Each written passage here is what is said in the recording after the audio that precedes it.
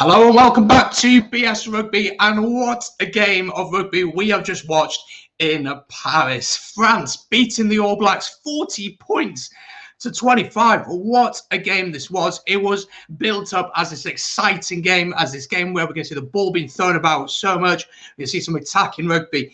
And let me just tell you, we were not let down. Make sure to go watch the highlights of this one if you've missed out. Watch the full game itself. But here's my review, my reaction to this game. It's the first time in a decade, in over a decade, in fact, that the All Blacks have lost 2 games on the bounce after losing last week against Ireland and now losing against France at the Stade de France. What does this mean for the All Blacks? What does this mean for French rugby?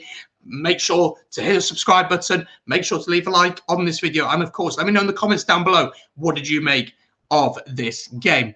First of all, then, let's go through the game. What happened? How did the game go? What did we see? Well, before we get straight into it, we've got to talk about a couple of things, haven't we?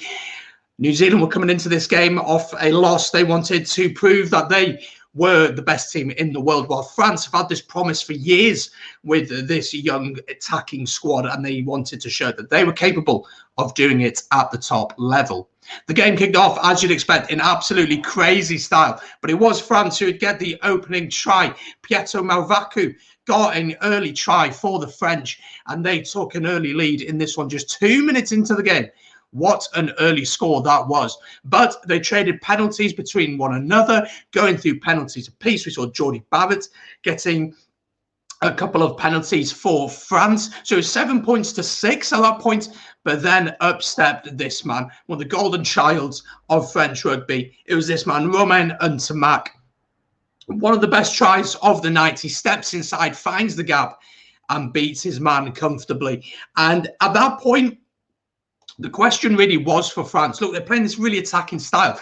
Can they keep this up for 80 minutes? Because they were looking pretty good to start with. The game would continue. We'd see a couple of penalties for one another. But then Malvaku once again crossing over for the French, getting over and ensuring that France would continue their lead in this one. At this point, they were leading by 14 points to 6. And after a penalty from Melvin Jaminet, they would be leading 24 points to 6. So at this point, it was a pretty hefty scoreline. They were looking pretty good for their victory, and they were looking pretty solid for sure. But as the All Blacks always do, they tend to reply, don't they? And what a score it was from Jordy Barrett in the corner straight after half-time. Some good pressure from the All Blacks, and they get in the corner. It's a lovely find from Aaron Smith, and Jordy Barrett goes in the corner. The second half began to draw on, and as we expected, the All Blacks certainly came back into it. Rieko Ioane getting over. He receives the ball in the middle of the park, picks a perfect line. Nobody really takes him as their man, and he just runs through. And of course, as he is usually a winger, he just has that space. He has that pace as well to exploit it, playing at centre. And it was a great try for Rieko Ioane. And the game was close, man. 18 points to 27. And then with that moment there, pretty close. And in fact, the All Blacks would continue to build back into the game. This time, Ardie Savea crossing for the All Blacks after some good work from the forwards right on the try line of France. France, though, would keep the scoreboard ticking through a penalty through Melvin Jaminet, who I thought was fantastic throughout the evening. But it was this man who got one of the brilliant tries and really put his neck on the line with this try. Damien Penaud. He went for the intercept. If he'd have got it wrong, there was so much space out wide for the All Blacks, but he read it perfectly.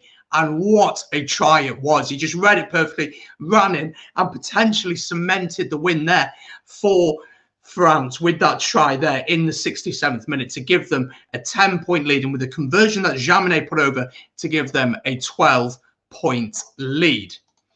Going into the final 10 minutes or so, there were some more issues for the All Blacks. Ardie Savea sent to the sin bin for impeding at the breakdown. France had made a lovely break, and at the breakdown, he deliberately slowed the ball down. If he hadn't, there was space out wide. So completely the correct decision from the referee, Wayne Barnes, to award that yellow card.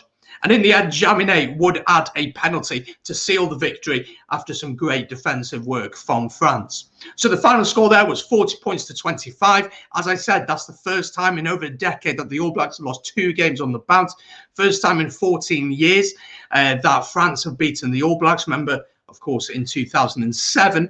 And so this is a massive result for France, isn't it? You cannot deny how big a result this is for them, that they've managed to beat the All Blacks at home, a hurting All Blacks, which is always a dangerous side to play. And I think the big thing that we noticed in this game was their intensity in everything that they did. Something that Ireland did very, very well last week was how bring that intensity, pressure the All Blacks, constantly pressure them. Don't give them time. Don't give them space to make things happen, to have opportunities to run. And although France were a lot looser than the Irish, because that's just their style of play, they, in a way, they went that little bit more crazy than the All Blacks. So their craziness was just about enough to win them this game. At the breakdown, I thought they were absolutely phenomenal. Let's have a look at some stats from this game. Absolutely phenomenal. I'll share my screen with you now so you can see the stats from this, because some of the stats are pretty impressive indeed, if I may say so myself. So looking at the stats here, New Zealand, in fact, had more possession, but France making the most with it. But time in the opposition, 22, more for France. So the All Blacks having a lot of the ball in their own, 22 trying to play from deep quite often. But you've got to say, you know, the way that France used the ball was absolutely phenomenal. Points / visit to the 22 was quite equal at 3 apiece there. But then again, possession in own half, the All Blacks in their own half, a lot more really. And France with that 65% possession in opposition half shows where the game was truly being played. And a lot of errors for the All Blacks. If you see on the right side of your screen, bad passes 8, 10 handling errors, and only the 1 breakdown steal will be a little bit of a concern to the All Blacks.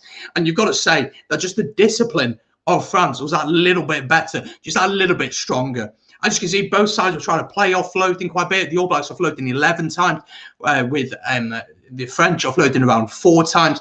But then the turnovers, one were pretty similar, but then a lot of missed tackles as well, 23 to 24. But the line breaks are the big thing, aren't they there?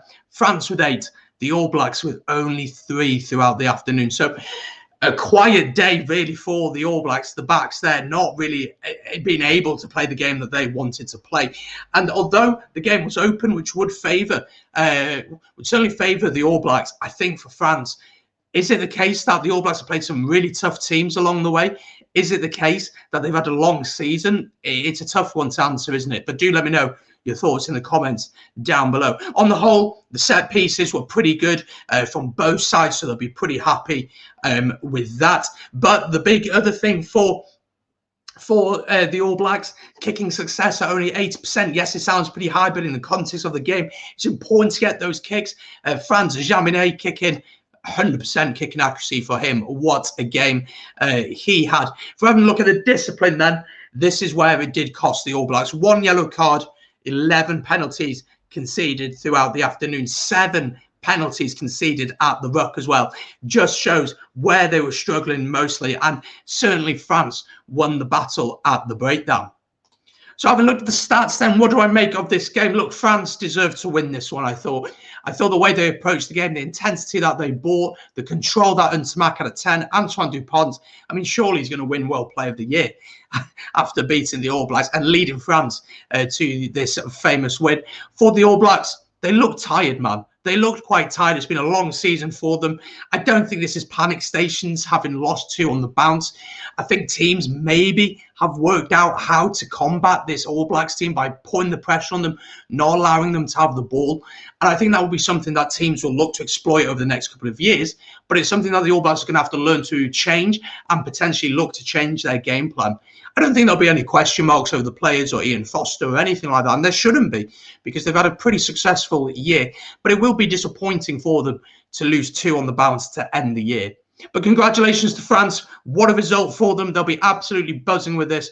And certainly next year's Six Nations looks very tasty. With England getting a big win over the Box today, Ireland beating the All Blacks last week, and now France beating them. Well, what a Six Nations we are in for. As always, folks, let me know your thoughts in the comments down below. Massively appreciate you watching this video. Make sure to leave a like and, of course, subscribe to the channel. We have got a watch-along tomorrow for Ireland against Argentina, so do join me for that. Kickoff at 2:15 for that one, UK and Ireland, with coverage starting at 2 o'clock. So do join me for that. Thank you very much for watching, and I'll see you tomorrow.